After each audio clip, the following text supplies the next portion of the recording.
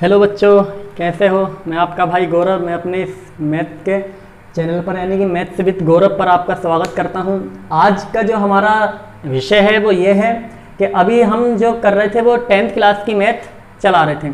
10th class की video आपको daily YouTube पर मिल रही है। हमारा जो 10th का सिलेबस चल रहा है उसमें तीसरा चैप्टर चल रहा है, दो चर वाले रेखिक समीकरण। पहला चैप्टर दूसरा चैप्टर हमारा कंप्लीट हो चुका है। अब आज से हमने क्लास 11th की मैथ स्टार्ट की है। आज इसके बारे में हम पढ़ेंगे क्या क्या, मतलब इस चैप्टर में, मतलब इस 11th क्लास की मैथ में हमें कौन कौन से चैप्टर और कितने चैप्टर पढ़ने हैं, इसके बारे में हम देखेंगे सिलेबस। तो हमारा सिलेबस जो है, पहला चैप्टर हमारे पास में होता है संबंध एवं समुच्चय। समुच्चय चैप्टर होता है पहला 11th क्लास का, और इंपॉर्टेंट चैप्टर है क्योंकि जब तक समुच्चय पता नहीं होगा संबंध एवं फलन को हम नहीं पढ़ सकते। जब तक समुच्चय पढ़ा होगा हमने तब संबंध एवं फलन को हम जान सकते हैं। और अगर हम 11th में ये नहीं पढ़ेंगे तो 12th में दिक्कत आ गई, क्योंकि 12th में पहला चैप्टर आगा हमारे पास में संबंध एवं फलन। 12th क्लास का पहला चैप्टर होगा संबंध एवं फलन, जो यहाँ पर है इससे भी और एडवांस लेवल है उसका, संबंध एवं फलन का। तो जब हम समुच्चय पढ़ लेंगे, समुच्चय को जानेंगे, समुच्चय क्या चीज होती है, तब जाके संबंध एवं फलन समझ में आएगा। तो फिर ये हमारे पास में संबंध भी बहुत, मतलब समुच्चय भी चैप्टर बहुत इंपॉर्टेंट है 12th क्लास के हिसाब से, और जो संबंध एवं फलन है वो भी है, क्योंकि अगला यही चैप्टर संबंध एवं फलन 12th क्लास में डायरेक्ट ही ये चैप्टर आएगा दोबारा से। फिर इसके बाद में आता त्रिकोणमिति फलन। ये भी इंपॉर्टेंट चैप्टर है, क्योंकि इसके बिना, त्रिकोणमिति के बिना पूरा कैलकुलस यानी कि जो हमारी कलन यूनिट होती है, कैलकुलस यूनिट होती है, वो अधूरी है। जब तक त्रिकोणमिति फलन हमारे पास हमारा सही नहीं है, त्रिकोणमिति हमें अच्छे से नहीं आती, तो हम कैलकुलस में अच्छा नहीं कर सकते। क्योंकि 12th क्लास में अवकलज आएगा, अवकलज के अनुप्रयोग आएंगे, समाकलन आएगा, समाकलन के अनुप्रयोग आएंगे, अवकल समीकरण आएंगे, तो उसमें मतलब त्रिकोणमिति का इस्तेमाल किया जाएगा।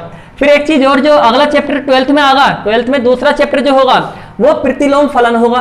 तो जब तक त्रिकोणमिति फलन पता नहीं होगा तो प्रतिलोम त्रिकोणमिति फलन हम नहीं पता कर सकते। तो ये भी हमारे लिए बहुत ज्यादा इंपॉर्टेंट है। फिर इसके बाद में अगला आता है हमारे पास सम्मिश्रित संख्याएं और द्विघात समीकरण। सम्मिश्रित संख्याएं और द्विघात समीकरण, तो ये चैप्टर भी हमारे लिए इंपॉर्टेंट है। वैसे ये जो चैप्टर है 12th में नहीं आता। अब इसके बाद में हमारे पास जो इंपॉर्टेंट चैप्टर है वो भी सारे के सारे इंपॉर्टेंट है, लेकिन जो 12th के हिसाब से समुच्चय, संबंध एवं फलन, त्रिकोणमितीय फलन। अब इसके बाद में रेखिका समीकरण 11th में पढ़ोगे, लेकिन इनका थोड़ा थोड़ा इस्तेमाल हुआ करेगा। क्रमचय संचय ये 12th में नहीं आएगा, ये 11th क्लास में है। द्विपद पिरमेय 11th क्लास में है, 12th में नहीं काम देगा ये भी, लेकिन पढ़ना तो हमें है। अनुक्रम श्रेणी, अनुक्रम तथा श्रेणी 10th क्लास में एक चैप्टर आता था जिनका नाम, जो चैप्टर है 5वां चैप्टर समांतर श्रेणी, तो ये वही है अनुक्रम तथा श्रेणी। इसके बारे में हम देखेंगे। सरल रेखाएं, सरल रेखाएं हम पढ़ेंगे, और शंकु परिच्छेद, इसका भी इंपॉर्टेंट रोल होगा हमारे 12th क्लास में, क्योंकि जब हम समाकलन के अनुप्रयोग पढ़ेंगे, समाकलन के अनुप्रयोग, समाकलन के अनुप्रयोग जब हम पढ़ेंगे तो इस चीज की जरूरत हमें पड़ेगी, क्योंकि हम इसके अंदर पढ़ेंगे, वृत्त को पढ़ेंगे, और इसके अंदर हम शंकु को, वृत्त को पढ़ेंगे, और जो हमारे पास दीर्घ वृत्त होता है, दीर्घ वृत्त होता है हमारे पास में, परवलय होता है, तो हम उन चीजों को पढ़ेंगे, क्योंकि समाकलन में इन चीजों का इस्तेमाल किया जाएगा। तो हम शंकु परिच्छेद में इस चीज को देखेंगे। तो ये भी हमारे लिए 12th क्लास के लिए इंपॉर्टेंट चैप्टर है। इसके बाद त्रिविमीय ज्यामिति का परिचय, ये भी हमारे पास इंपॉर्टेंट है 12th क्लास के लेवल से, क्योंकि यही चैप्टर 12th क्लास में दोबारा से आएगा। त्रिविमीय ज्यामिति, त्रिविमीय मतलब ज्यामिति हमने 10th क्लास में पढ़ा है, निर्देशांक ज्यामिति, उसी से रिलेटेड है, लेकिन वो 2D थी, ये 3D होगी। त्रिविमीय, वो द्विविमीय थी, ये त्रिविमीय होगी। सीमा अवकलज बहुत ज्यादा इंपॉर्टेंट सवाल, मतलब पूरा बहुत ज्यादा इंपॉर्टेंट टॉपिक है हमारा, सीमा और अवकलज, लिमिट एंड डेरिवेटिव। ये इंपॉर्टेंट क्यों है? क्योंकि जो सीमा और अवकलज है, जो हमारे पास में 5वां चैप्टर होगा, 5वां जो चैप्टर होगा 12th क्लास में, 5वें चैप्टर में दोबारा से सीमा आ गया, अवकलज भी होगा। तो जब तक सीमा पता नहीं होगी, हमें लिमिट पता नहीं होगी, तो हम उस सवाल को नहीं कर सकते। तो ये बहुत ज्यादा इंपॉर्टेंट सवाल, मतलब टॉपिक है हमारा, सीमा और अवकलज। इसके बाद में सांख्यिकी, और इसके बाद में प्रायिकता। ये भी, प्रायिकता भी हमारे लिए इंपॉर्टेंट है, क्योंकि 12th क्लास में आ गई, सांख्यिकी 12th क्लास में नहीं आ गई, लेकिन पढ़नी है हमें प्रायिकता। मेन जो इंपॉर्टेंट टॉपिक है हमारे, एक तो ये हो गया प्रायिकता हो गई, सीमा अवकलज हो गए, शंकु परिच्छेद हो गया, और ये वाला हो गया त्रिकोणमिति फलन, और संबंध एवं फलन हो गया, और समुच्चय हमारे पास ये हो गया। तो ये हमारे सिलेबस है आज 11वीं क्लास का कि हमें पढ़ने कितने टॉपिक हैं, 14 चैप्टर पढ़ने हैं। पहला समुच्चय, संबंध एवं फलन, त्रिकोणमितीय फलन, सम्मिश्र संख्याएं और द्विघात समीकरण, रेखिका समीकरण, क्रमचय एवं संचय, द्विपद प्रमेय, अनुक्रम तथा श्रेणी, सरल रेखाएं, और शंकु परिच्छेद, त्रिविमीय ज्यामिति का परिचय, सीमा और अवकलज, सांख्यिकी और प्रायिकता। इसका स्क्रीनशॉट ले लीजिए। देखिए अब हमने सिलेबस देख लिया कि हमने कितने चैप्टर पढ़ने हैं और इन चैप्टरों में उनके नाम देखे कौन कौन से चैप्टर हैं और क्या क्या हमें पढ़ना था। अब हमारा पहला चैप्टर है क्लास 11 का मैथ है समुच्चय, जो कि पहला चैप्टर है हमारा। अब इस चैप्टर में हमारा जो है समुच्चय, तो एक होती है समुच्चय सिद्धांत, जिसको सेट थ्योरी बोलते हैं इंग्लिश में। समुच्चय को इंग्लिश में बोलते हैं सेट, सिद्धांत को थ्योरी, यानी कि समुच्चय सिद्धांत। मतलब जो समुच्चय है, इस समुच्चय के जनक कौन है, यानी कि फादर ऑफ सेट थ्योरी कौन है, तो वो है जॉर्ज कैंटर। जर्मन के गणितज्ञ थे, मैथमेटिशियन थे जर्मन के, जिन्होंने समुच्चय सिद्धांत को दिया और बीएससी एमएससी लेवल तक इन्होंने अपने सिद्धांत को चलाया। तो अब हमें पहले ये देखना है कि इस चैप्टर में हमें क्या क्या पढ़ना है। तो चैप्टर हमें यहाँ चैप्टर में क्या पढ़ना है, तो चैप्टर में हमारा पहला जो टॉपिक होगा वो होगा समुच्चय और उसका निरूपण। पहली बात हम समुच्चय को पढ़ेंगे, समुच्चय क्या चीज है, क्या बीमारी है, क्या बला है ये, यानी कि समुच्चय जो है क्या है, और उसका हम निरूपण, यानी कि समुच्चय को हम कैसे दर्शाते हैं। दो तरीके उसको दर्शाने के होते हैं, एक तो हमारा होता है रोस्टर रूप और एक होता है समुच्चय निर्माण रूप। तो हम देखेंगे वो दोनों रूप कैसे कैसे हैं। इसके बाद में दूसरा टॉपिक हमारा आता है समुच्चय के प्रकार, कि समुच्चय कितने प्रकार का है। तो हमारे पास कितने प्रकार, हमें 6 प्रकार पढ़ने हैं। एक तो रिक्त समुच्चय पढ़ना है, रिक्त समुच्चय पढ़ना है, परिमित समुच्चय पढ़ना है, और इसके बाद में समान परिमित और अपरिमित समुच्चय पढ़ना है, समान समुच्चय पढ़ना है, उप समुच्चय पढ़ना है, घात समुच्चय पढ़ना है, और सार्वत्रिक समुच्चय पढ़ना है। ये क्या है, अब ये कैसे होते हैं, ये जब अभी जैसे टॉपिक आता रहेगा हम डिस्कस करते जाएंगे। अभी केवल इतना देख लो कि पढ़ना क्या क्या है। पहला टॉपिक हुआ समुच्चय, उसका निरूपण देखेंगे। समुच्चय के प्रकार, ये 6 प्रकार हमें पढ़ने हैं। इसके बाद में कोई वेन डायग्राम देखना है हमें। वेन डायग्राम से हम कैसे सवालों को आंसर उनके बता सकते हैं। वेन डायग्राम यानी कि वेन आरेख, ये क्या क्या होते हैं, इनको भी हम डिटेल में समझेंगे। इसके बाद में समुच्चयों पर संक्रियाएं। संक्रियाएं क्या होती है, बचपन में हमने सबसे पहले क्या सीखी, गिनतियां, 1 2 3 ऐसे करके गिनतियां हमने सीखी। फिर उन गिनतियों का क्या किया, हमने जोड़ा, उनको घटाया, उनको भाग किया, उनकी गुणा की। तो ये इन संख्याओं के साथ में क्या किया, हमने संक्रियाएं की हैं। तो ऐसे ये समुच्चय होते हैं, तो 2 या 2 से अधिक समुच्चय हैं, तो उन्हें कैसे जोड़ें, कैसे घटाएं, क्या करें, तो उनके लिए उनको बोलते हैं समुच्चय पर संक्रियाएं। तो 3 प्रकार की संक्रियाएं पढ़नी है। एक तो हमें सम्मिलन पढ़ना है, एक सर्वनिष्ठ पढ़ना है और एक अंतर पढ़ना है। इंग्लिश में सम्मिलन को यूनियन बोलते हैं, सर्वनिष्ठ को इंटरसेक्शन बोलते हैं और अंतर को डिफरेंस बोलेंगे। ठीक है, अब ये हमें यूनियन कैसे निकालते हैं, इंटरसेक्शन कैसे निकालते हैं, अंतर कैसे हम निकालते हैं, देखेंगे। इसके बाद में समुच्चय का पूरक, समुच्चय का पूरक देखेंगे क्या होता है समुच्चय का पूरक। फिर उसके बाद में कुछ प्रश्न वगैरह हमारे होंगे, वो उन प्रश्नों को हम देखेंगे। तो ये हमारा है चैप्टर का फ्लो, यानी कि चैप्टर में हमें क्या क्या पढ़ना है। तो चैप्टर में हमें ये टॉपिक पढ़ने हैं। अभी हम जो अभी आते हैं अपने टॉपिक पर, वो पहला टॉपिक है हमारा समुच्चय और उसका निरूपण। तो आज हम केवल इसी को देखेंगे कि समुच्चय क्या है और उसके हम निरूपण को कैसे करते हैं। या हो सकता है कि आज निरूपण भी मैं नहीं कराऊं, कल कराऊं, केवल समुच्चय की वीडियो काफी लंबी हो चुकी है। समुच्चय देखते हैं कि समुच्चय क्या चीज है। तो इसका स्क्रीनशॉट ले लीजिए। देखियो, अब हमारा हमने देख लिया कि समुच्चय में क्या क्या हमें पढ़ना है। अब हमारा टॉपिक स्टार्ट होता है, जो कि है समुच्चय। कि समुच्चय क्या चीज होती है, इंग्लिश में बोलते हैं सेट। अब देखना, आपने लेडीजों को देखा होगा खूब, जब लेडीज जैसे किसी चूड़ियां खरीदने जाती हैं तो वो पूरा पूरा सेट खरीद लेती हैं। एक बोलते हैं कि चूड़ियों का सेट है ये, या चूड़े का सेट है ये। तो कहने का मतलब सेट का मतलब क्या हो गया, एक संग्रह हो गया, एक ग्रुप हो गया। किस चीज का ग्रुप, किसी भी चीज का, जैसे चूड़ियां खरीदी या कुछ और खरीदा, उनका एक ग्रुप बन गया। लेकिन वो ग्रुप कैसा होना चाहिए, लिखा वस्तुओं के सुपरिभाषित संग्रह को समुच्चय कहते हैं। अब संग्रह तो बहुत सा हो जाएगा, संग्रह यानी कि ग्रुप तो बहुत चीजों का हो जाएगा, लेकिन वो ग्रुप कैसा होना चाहिए, वो वस्तुओं का सुपरिभाषित संग्रह होना चाहिए। यानी कि ग्रुप सुपरिभाषित होना चाहिए, वेल डिफाइंड होना चाहिए।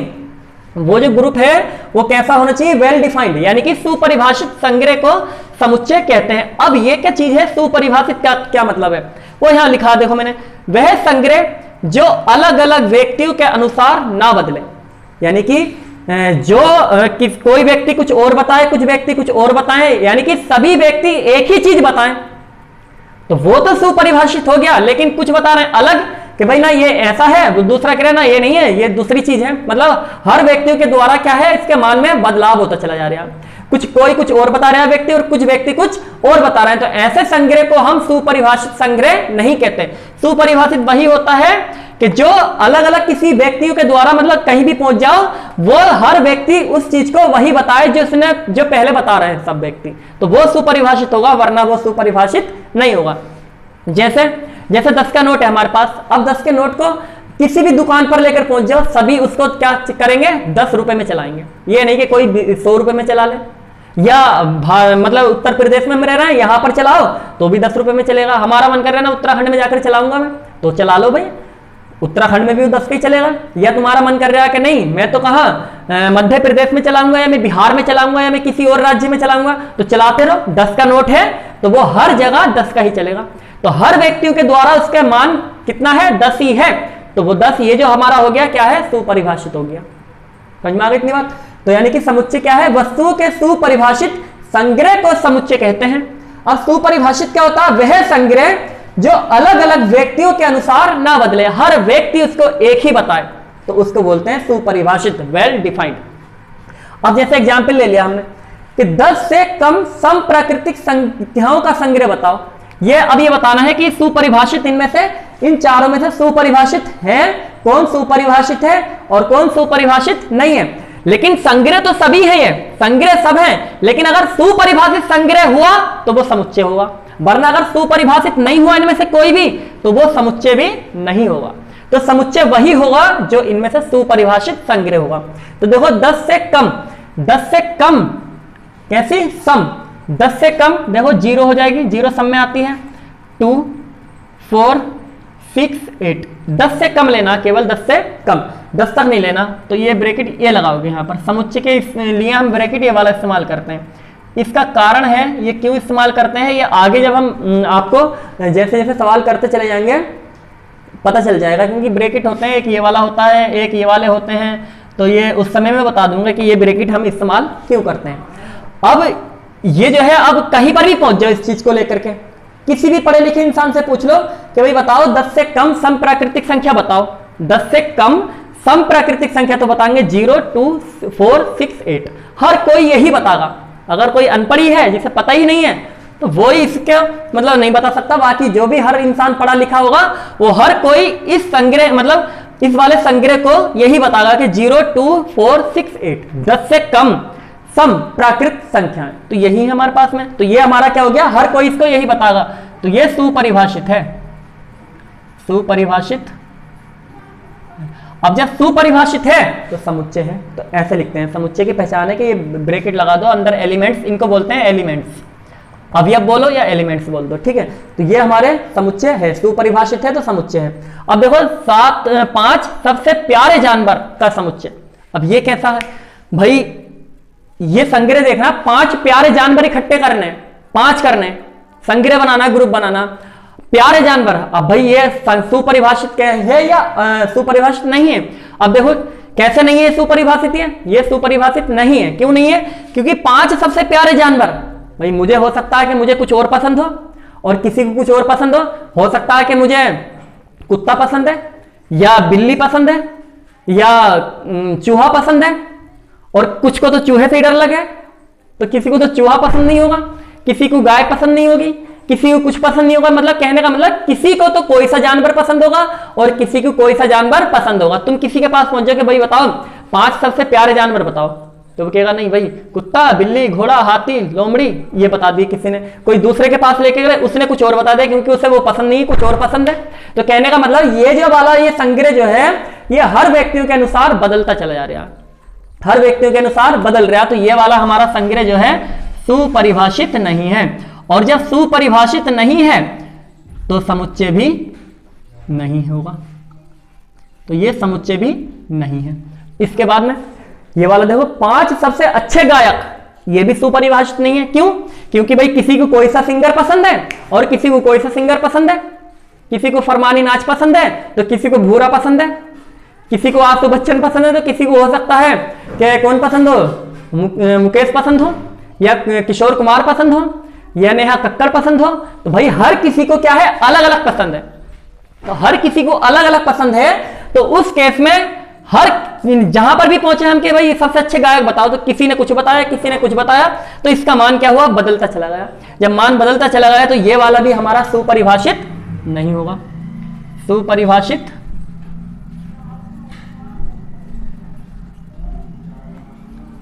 अब जब सुपरिभाषित नहीं है तो समुच्चय भी नहीं है।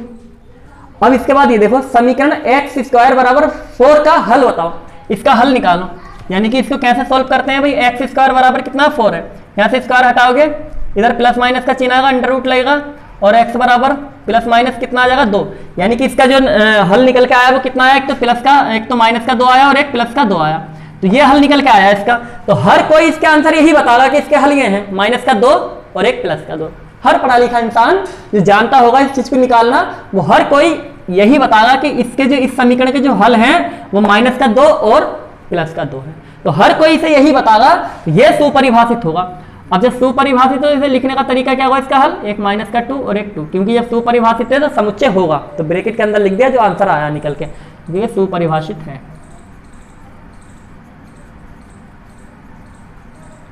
अब सुपरिभाषित है तो समुच्चय भी है, तो ये वाला समुच्चय है हमारा, ये समुच्चय है, ये दोनों समुच्चय नहीं है क्योंकि ये सुपरिभाषित ही नहीं है। जब सुपरिभाषित नहीं है तो ये समुच्चय भी हमारे नहीं होंगे। तो इसका स्क्रीनशॉट ले लीजिए, आपको ये समझ में आ गया होगा। इसका अगले एग्जाम्पल मैं अभी लिखता हूं। देखिए अगले एग्जाम्पल हमने लिए हैं, अगले एग्जाम्पल हमने 3 और लिए हैं। अंग्रेजी वर्णमाला के स्वर, अब इसको देखना है कि सुपरिभाषित होगा नहीं होगा। अंग्रेजी वर्णमाला के स्वर लिखो पहले, ए ई आई ओ यू, तो इसको ब्रैकेट के अंदर बंद कर दिया। क्यों? क्योंकि ये सुपरिभाषित है। दुनिया में कहीं पहुंच जाओ, अंग्रेजी वर्णमाला में जो स्वर हैं वो हर कोई यही बताएगा कि ए ई आई ओ यू 5 होते हैं, हर कोई यही बताएगा। तो ये सुपरिभाषित है, तो ये सुपरिभाषित है, तो हमारा समुच्चय भी ये है। और जब समुच्चय है तो इसको ब्रैकेट के अंदर लिख दिया। इस ब्रैकेट लगा के ये समुच्चय की पहचान हो जाती है। अब 5 सबसे अच्छी हीरोइन, अब हीरोइन नाम सुन के बड़ा अच्छा दिल खुश हो गया होगा। अब देखो हैं, चलो इधर देखो, अब 5 सबसे अच्छी हीरोइन, अब ये देखना है कि सुपरिभाषित है या नहीं है। 5 सबसे अच्छी हीरोइन, भाई मुझे कोई और पसंद है, हो सकता है तुम्हें कुछ और पसंद हो, समझ में आ रही है बात। अब ये नहीं बताऊंगा मुझे कौन सी पसंद है। तो क्या है, 5 सबसे अच्छी हीरोइन देखनी है हमें। अब किसी को तो कुछ और पसंद होगी, किसी को कैटरीना पसंद होगी, किसी को करीना पसंद होगी, किसी को रश्मिका पसंद होगी, किसी को कोई पसंद होगा। 5 किसी हर किसी को तो एक सी पसंद नहीं होंगी, सबको अलग अलग पसंद होंगी। जब अलग अलग पसंद है तो हर किसी के अनुसार ये मान बदलता चला गया, तो ये सुपरिभाषित नहीं है। जब सुपरिभाषित नहीं है यानी कि इसको हम परिभाषित ही नहीं कर पा रहे, तो ये समुच्चय भी नहीं है, सुपरिभाषित नहीं। इसको देखो, संख्या 15 के अभाज्य गुणनखंड, 15 के अभाज्य गुणनखंड करो, 3 से काट दो, 3 पंजे 15 और 5 ही कम 5। हर कोई इस 15 के अभाज्य गुणनखंड 3 और 5 ही बताएगा, अगर जानता है करना तो हर कोई। तो क्या है, 15 के अभाज्य गुणनखंड जो आ गए वो आ गए 3 और 5। तो ये सुपरिभाषित है क्योंकि हर कोई इसे यही बताएगा, तो ये सुपरिभाषित होगा, तो हमारा समुच्चय होगा। तो यानी कि 15 अभाज्य संख्याओं का समुच्चय जो हो गया, 15 के अभाज्य संख्याओं का समुच्चय 3 और 5 होगा, तो ये सुपरिभाषित है। तो समुच्चय हम जान गए, समुच्चय क्या होता है, समुच्चय क्या है, और समुच्चय क्या है, समुच्चय को हम कैसे लिखते हैं, उसका निरूपण हम कैसे करते हैं, ये हम देखेंगे कल कि समुच्चय को हम किस प्रकार से निरूपित करते हैं। मैथमेटिकल तरीके से हम कैसे उसको दर्शाएं, मतलब कैसे लिखें, पूरी हिंदी को ये इतना लंबा लिख रहा हूं मैं, इनको कैसे हम मैथमेटिकल तरीके से लिखें, ये हम देखेंगे कल। यानी कि समुच्चयों का निरूपण, समुच्चय को लिखने का तरीका 2 प्रकार का होता है, एक तो रोस्टर रूप होता है और एक होता है समुच्चय निर्माण रूप, सेट बिल्डर फॉर्म, और एक रोस्टर फॉर्म। तो आज हमारा क्या था, सिलेबस हमने डिस्कस कर लिया। 11वीं क्लास में हमने कौन कौन से चैप्टर पढ़ने हैं, कितने चैप्टर, 14 चैप्टर हमने देखे। उसके बाद में हमने समुच्चय को देखा, समुच्चय में क्या क्या पढ़ना था। समुच्चय के बाद में हमने अपना टॉपिक स्टार्ट किया समुच्चय। समुच्चय क्या है, समुच्चय वही वस्तुओं का वो संग्रह होता है जो क्या हो, सुपरिभाषित हो। सुपरिभाषित क्या होता है, जो व्यक्तियों के अनुसार, ऐसा संग्रह जो व्यक्तियों के अनुसार ना बदले। फिर कुछ एग्जाम्पल हमने देखे कि कौन सुपरिभाषित है और कौन सुपरिभाषित नहीं है। तो आपको इतना समझ में आ गया होगा कि समुच्चय क्या है और सुपरिभाषित क्या है। जो सुपरिभाषित संग्रह होगा वही समुच्चय होगा, वरना वो समुच्चय नहीं होगा जब तक सुपरिभाषित वो नहीं है। तो आज के लिए इतना ही, थैंक यू।